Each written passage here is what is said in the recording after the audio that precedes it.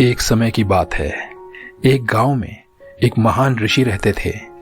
लोग उनके पास अपनी कठिनाइयां लेकर आते थे और ऋषि उनका मार्गदर्शन करते थे। एक दिन एक व्यक्ति ऋषि के पास आया और ऋषि से एक प्रश्न पूछा।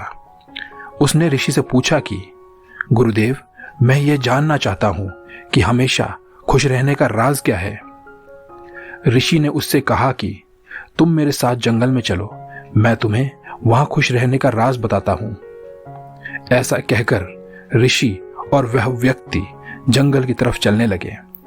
रास्ते में ऋषि ने एक बड़ा सा पत्थर उठाया और उस व्यक्ति को कह दिया कि इसे पकड़ो और चलो।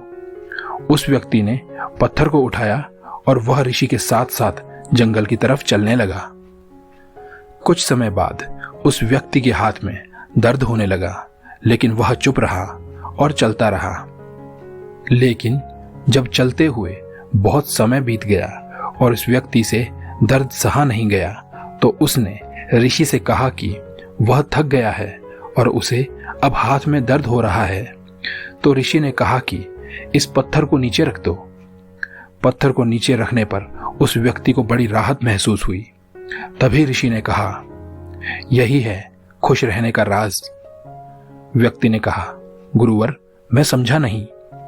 तो ऋषि ने कहा, जिस तरह इस पत्थर को 1 मिनट तक हाथ में रखने पर थोड़ा कष्ट और इसे काफी समय तक हाथ में रखने पर दर्द बढ़ता जाता है, उसी प्रकार दुखों के बोझ को जितने ज्यादा समय तक उठाए रखेंगे, उतने ही ज्यादा हम दुखी और निराश रहेंगे। यह हम पर निर्भर करता है कि हम दुखों के बोझ को 1 मिनट तक उठाते हैं या उसे जिंदगी भर उठाए रखते हैं। व्यक्ति को अब संत की बात समझ में आ गई।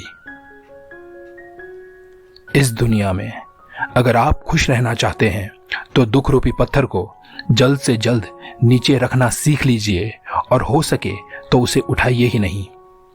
धन्यवाद।